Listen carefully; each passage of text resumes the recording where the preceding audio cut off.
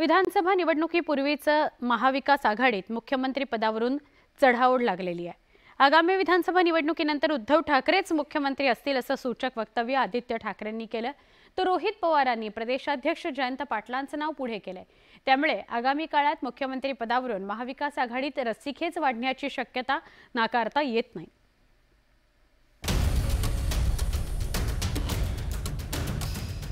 लोकसभा निवडणुकीत महाविकास आघाडीनं सत्ताधारी महायुतीला धोबीपछाड दिलाय।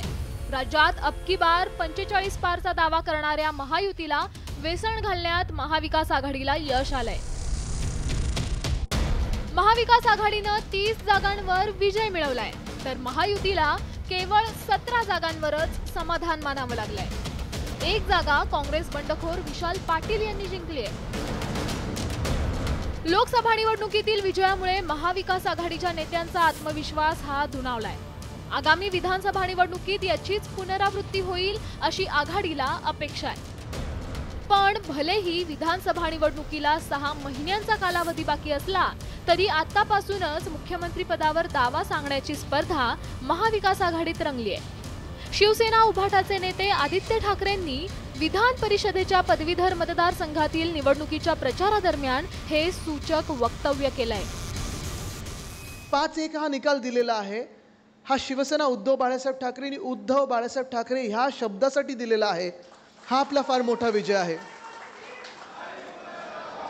आणि आता इथून पुढे निघत असताना, पुढे जात असताना आपली जी वाटचाल असेल, ह्या वर्षाच्या शेवटापर्यंत महाविकास आघाडीचा आणि आपला मुख्यमंत्री हा महाराष्ट्राचा असेल हे ठरवायला आपण आज इथे भेटलेलो आहोत।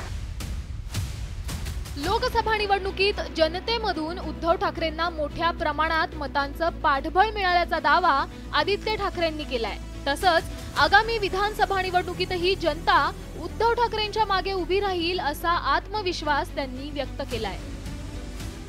पुढच्या 4 महिन्यासाठी पुन्हा एकदा विधानसभेची तयारी करायची, ही आपली तयारी आहे, ही आपली प्रॅक्टिस आहे।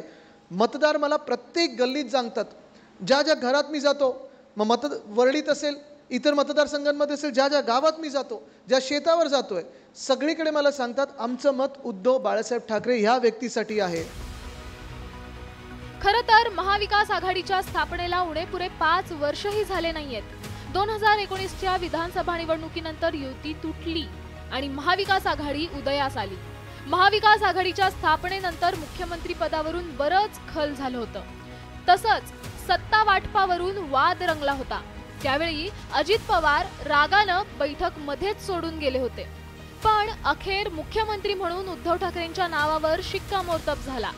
पण हे सरकार केवळ 2.5 वर्षच टिकलं। एकनाथ शिंदेंच्या बंडखोरीमुळे उद्धव ठाकरेंना मुख्यमंत्री पदावरून पायउतार व्हावं लागलं। पण आता पुन्हा एकदा महाविकास आघाडीतील घटक पक्षांना मुख्यमंत्री पदाचे वेध लागलेत। फक्त आपल्या पक्षाबद्दल जर बघायचं झालं तर आमच्याकडे खूप सारे असे नेते आहेत आणि सगळ्यात जास्त अनुभवी नेता आमच्या पक्षामध्ये म्हणजे राष्ट्रवादी शरदचंद्र पवार या पक्षामध्ये आज कोण असेल तर ते जयंत पाटील साहेब आहेत। त्यांनी अध्यक्ष म्हणून गेले 6 ते 7 वर्ष त्यांनी पद सांभाळलेलं आहे आणि ते नक्कीच सक्षम पद्धतीने त्या ठिकाणी काम करू शकतात। एकीकडे आदित्य ठाकरेंनी भावी मुख्यमंत्री म्हणून उद्धव ठाकरेंचं नाव अप्रत्यक्षपणे पुढे केलंय। शिक्षण आणि पदवीधरच्या निवडणुकीच्या प्रचारात त्यांची चुणूक पाहायला मिळाली। आदित्य ठाकरे आणि रोहित पवारांमध्ये त्यावरून शाब्दिक कलगीतुरा रंगल्याचं पाहायला मिळालंय।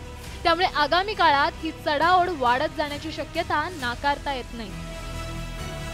Bureau report, news 18 Lokmat.